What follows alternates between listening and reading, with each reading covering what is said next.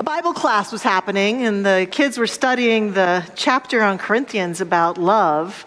And this little boy raised his hand to quote the final line of that chapter. And he said, "Faith, hope, and love, but the greatest disease of them all is love."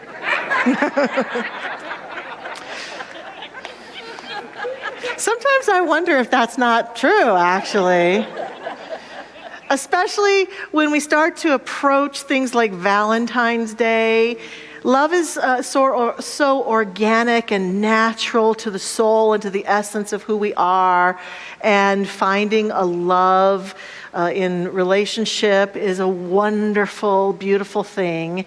And sometimes with Valentine's Day and Hallmark and the commercialism of it, it can feel a little diseasy, like it's not the greatest thing in the world. And if you're in love, maybe it's fantastic, but you might feel a little pressure to do all these things that are expected on Valentine's Day. And if you're not in love, but you wish you were, it can be kind of lonely, or you kind of feel like you're watching everybody else have a party that you weren't invited to. And I think the only people real happy are those of you who aren't in love, and you're happy to not be in love, right? Like, whoa, very good. So I really wanted to take a look today on this Sunday before Valentine's at an experience and an expression and an exploration of love that could be all-inclusive and transcendent some degree from the disease or the challenges that might be facing us for Valentine's Day. Lily Tomlin famously said, "If love is the answer," could you rephrase the question? And so I'd like to rephrase the question a little bit today. So my title is, "Will I Be My Own Valentine?" It's an opportunity for us, no matter what our relationship status is, to deepen ourselves into the divine love that lives as us. And my whole theory with this is that if and when we are willing to do this, then whatever occurs in terms of our romantic life becomes the icing on the cake. Becomes, wow, isn't this lovely? But as long as I've got that establishment of my own inner core sense of divine love as me expressing itself, then no matter where I go, what I do, whom I'm with, I'm set, I'm connected, I am experiencing love. Now, in this experiment, I put out a post on my Facebook page this past week saying I'm going to talk about self-love and the wonderful opportunity to love and honor ourselves, self-love. And people responded. I had about 390 responses from people about what it is that they do to express and experience that divine love of self. And I got everything from doing kind things for myself, taking care of myself, special tasks that I might do, special meals, hot baths, taking myself out on an adventure, to a concert, to music. I got all of those kinds of things also. I've got a lot about saying no, either stopping doing something, or how no is a complete sentence, or having good boundaries for myself, which reminded me of the great quote from Brené Brown, who said, "Daring to set boundaries is about having the courage to love ourselves even when we risk disappointing others," which was a good one. And I saw some that were really good for Valentine's Day right now. People talking about sending themselves a Valentine, buying themselves flowers, waking up each morning and going through an appreciation of themselves, loving their body, loving who they are, just expressing gratitude and love for themselves. All of these are fantastic, and they're great activities, and they arise out of a state that I want to invite us into. How do we get into that state of being where we honor and respect ourselves no matter what? So I have a few things I'd like to add to the list of those who posted on my Facebook. The first one I would like to add is loving ourselves enough to evolve. Loving ourselves enough to evolve, to grow, to actually do our personal growth. I talk a lot about this because I think it's so important. We were fortunate to have Don Miguel Ruiz, who wrote the Four Agreements, and his sons here with us a few years ago for a workshop. And one of his sons, Don Jose Ruiz, says very beautifully, healing also means taking a look at the role you play in your own suffering. Taking a look at the role we play in our own suffering.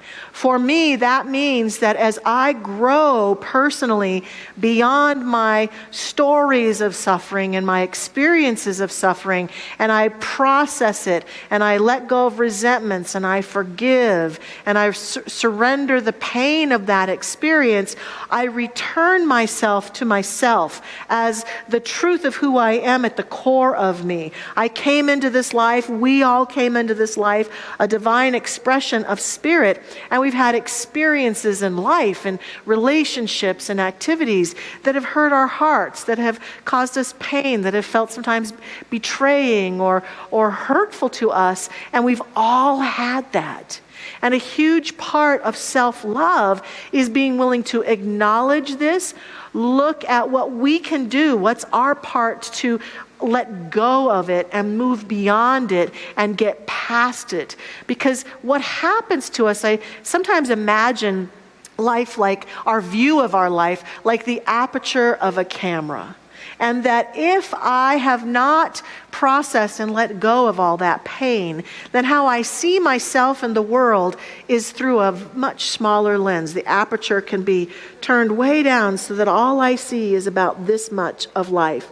And through that small hole of viewpoint, I see a lot of stuff going wrong. I look at myself in the mirror that way. I look at people that way. It's a narrow viewpoint. It's a viewpoint that has at its core pain and suffering and that sense of I am small and incapable. But when I start to have the spiritual courage to let it go, to forgive, to release resentments, and I might need help and support to do that, the aperture on my perception begins to widen, and I begin to see myself and all others with a wider view. And in that wider view is greater compassion, understanding, and acceptance. It's a returning to the truth of who I am at the core, and that is a huge part of what we're all seeking to do. And when I grow and evolve like this, who I become in all of my relationships and how I behave in the world is completely different. In other words, if we look out at the world, at the people who do things to harm others, or even at the people who've harmed us, I suspect that we could guess that they were not in a very self-loving moment when they made that choice. They were probably acting out of their own inner pain and turmoil to have made the choice to hurt another. And so the more of us who have the courage to expand that viewpoint and grow and evolve, the more we contribute to the healing of our planet. It's a hard thing to do. It's a courageous thing to do. Thank you. I agree with you. It's a powerful thing. But when we do this, we return ourselves to the happy, holy me. David Holstrom, who's described as a tough-minded reporter, says that he was watching a show on Boston television one day, and a female reporter was interviewing another woman.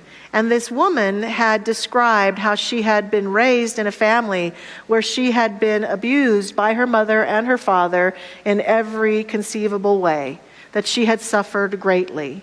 And David writes, her face, slightly boyish and dusted with freckles, filled the television screen. Although she admitted that she still carried scars and sometimes struggled with terrible memories, she said her triumph in life was evidenced in a successful 11-year marriage with a good man, along with her ability to hold a responsible professional job. And when the female reporter asked why she thought she'd not only survived, but had triumphed over this life of abuse, this girl said, I had more love than they had hate. Yeah.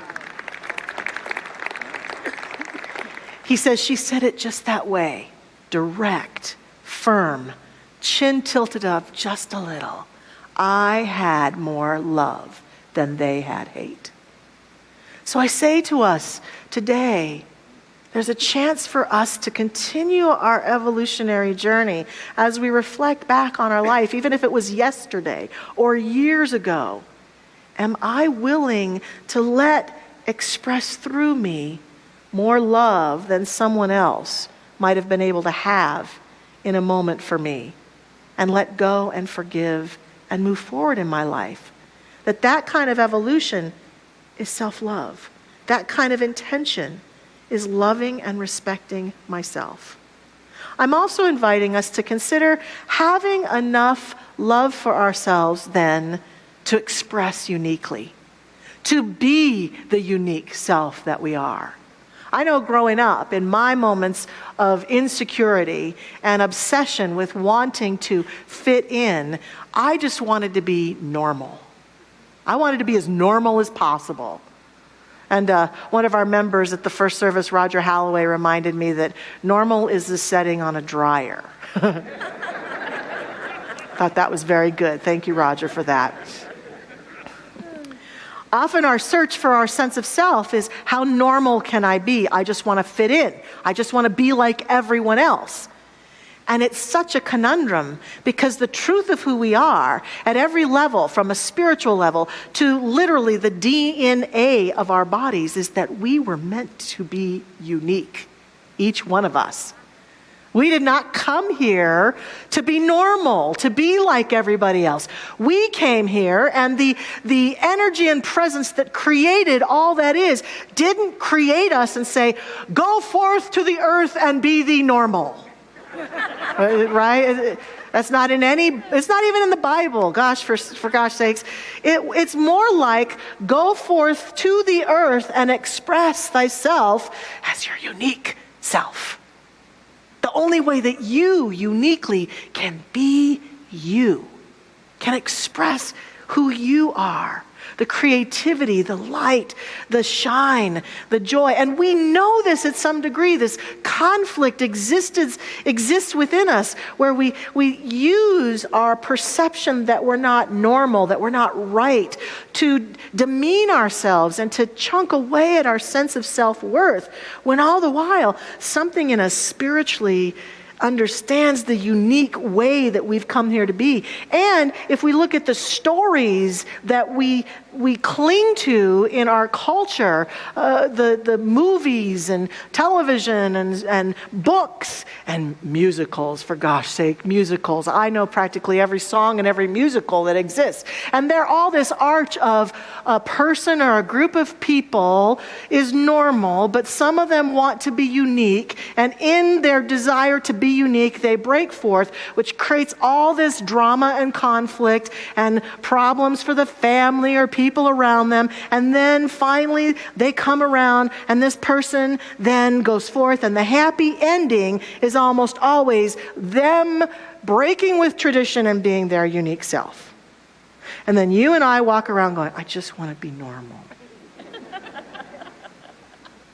We don't even know what normal is, do we? We can't even quite define it. We have family structures, cultural systems, and mores that cause us to try to define it and then project it all over each other. But the truth is, we're meant to be unique. One pocket of our culture that has touched me so deeply and profoundly as I grappled with this is that I have watched my beloveds in the LGBTQ community be so courageous to stand out and choose voraciously to be their unique selves. I found this quote recently by that famous person, Anonymous, who said, you absolutely have to become okay with not being liked. No matter how loving or kind you are, you will never people please your way into collective acceptance. You could be a whole ray of sunshine, and people will hate you because they're used to rain. Be okay with shining regardless. Be okay with shining regardless. One thing that I love to do, that I'm so happy and proud we get to do, is that Reverend Carol Wilkie and I and a whole group of our Mile Highers prior to the pandemic have been privileged to march in the Pride Parade every year.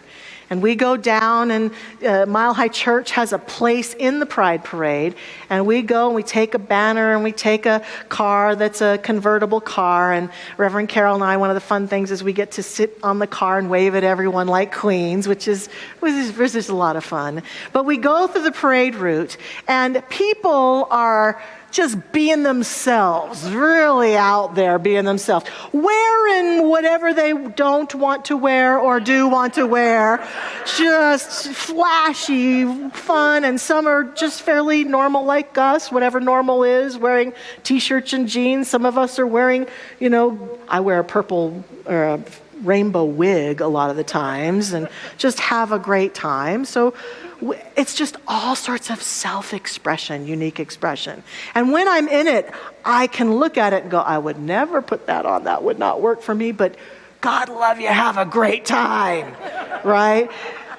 But one of my most favorite moments of all in the Pride Parade is we're going down, I think it's Race, and we're heading north on Race, and there's this moment where the parade route turns onto Colfax. And we're all the way there on Colfax, being able to see to the west. And as I look to the west, all I see are people crowding the parade route to be there for the parade, cheering and happy and joyous at unique self-expression.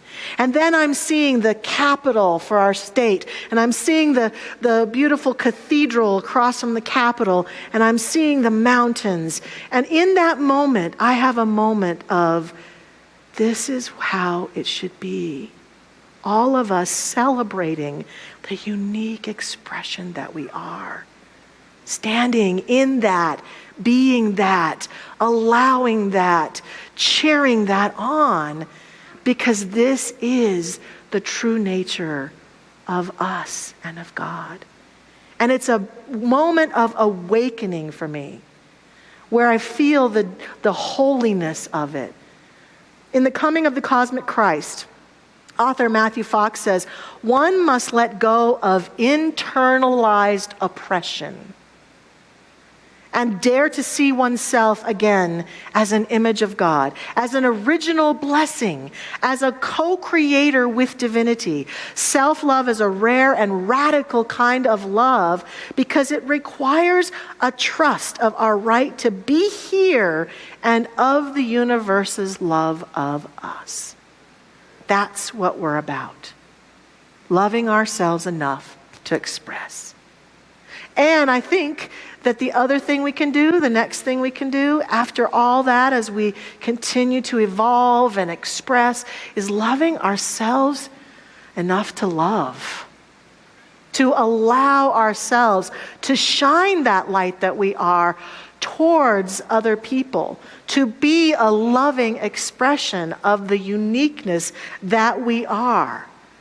All this focus on self-love may seem selfish. Some criticize it as selfish.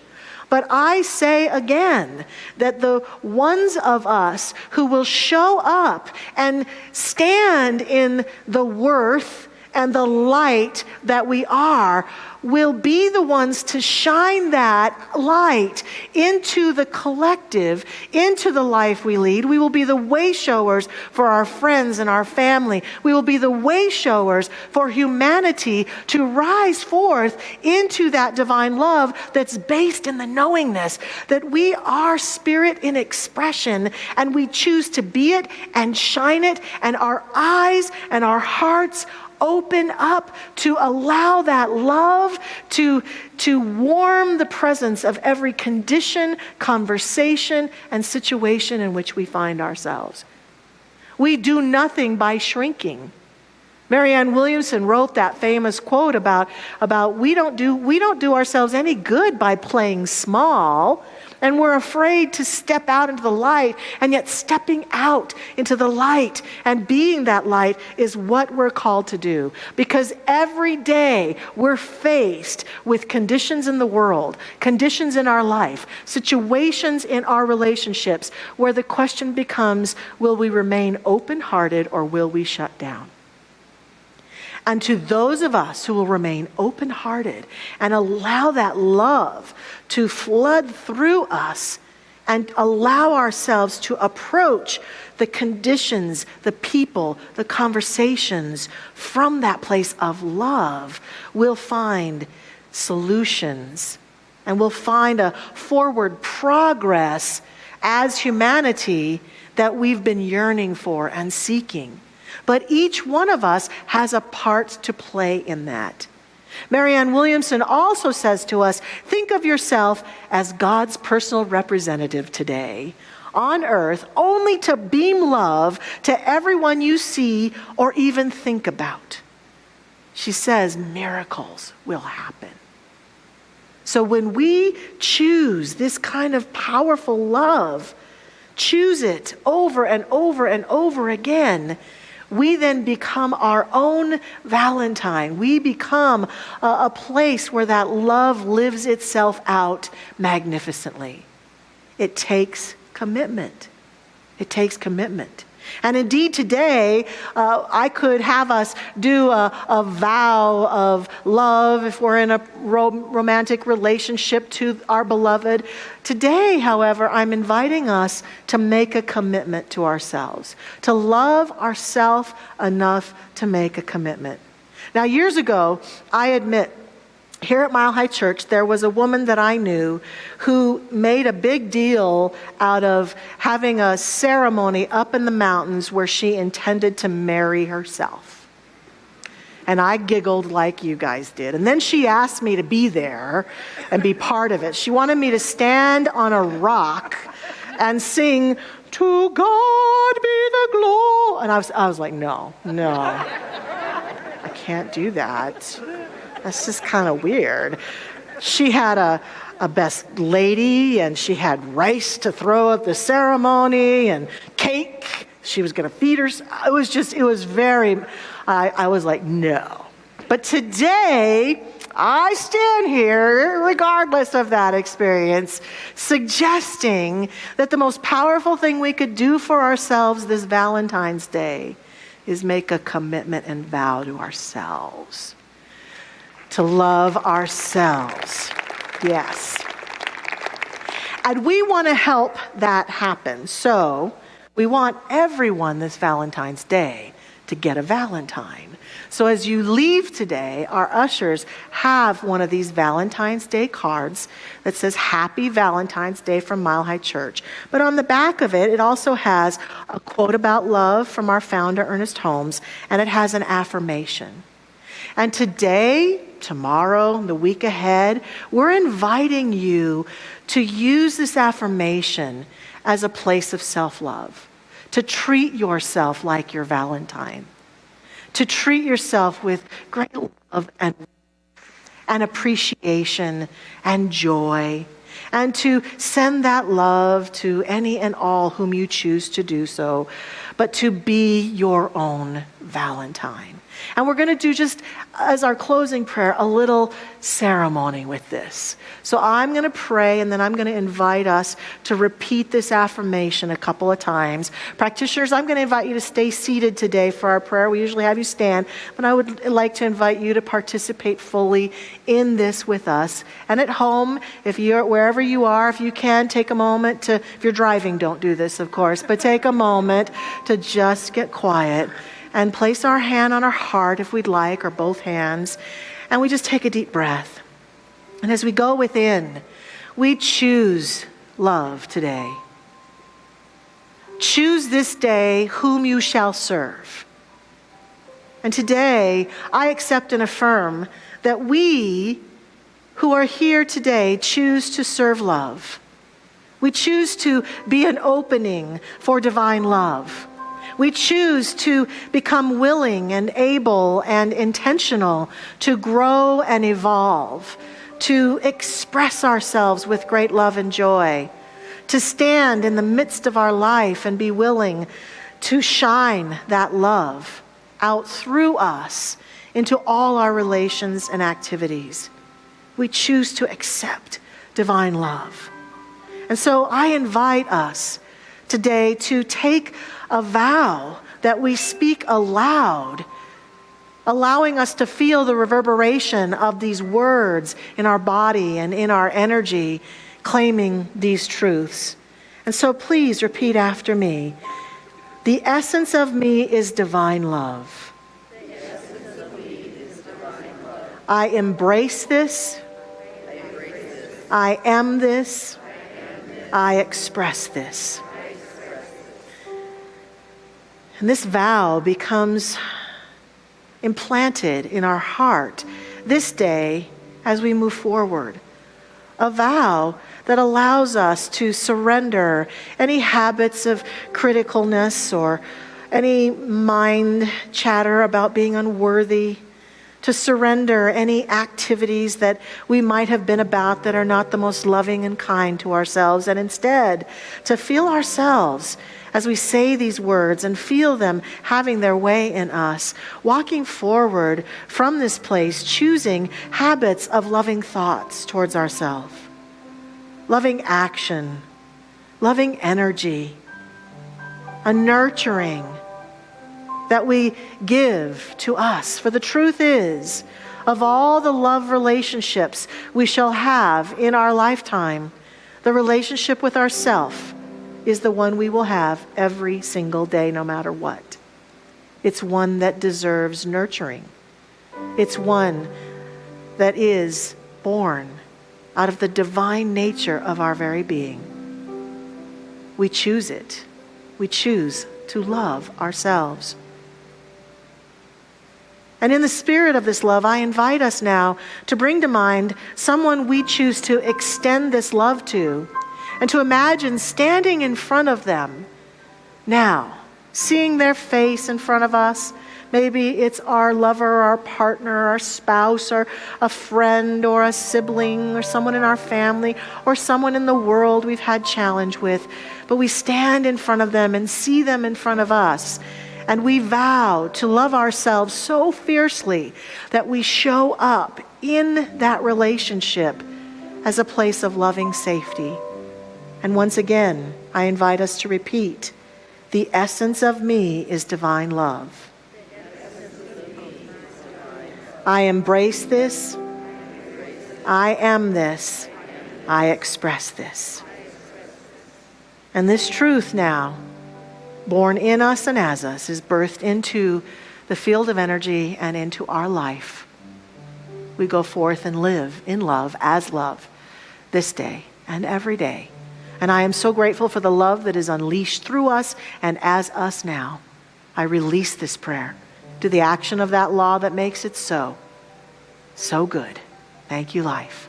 And so it is. Amen.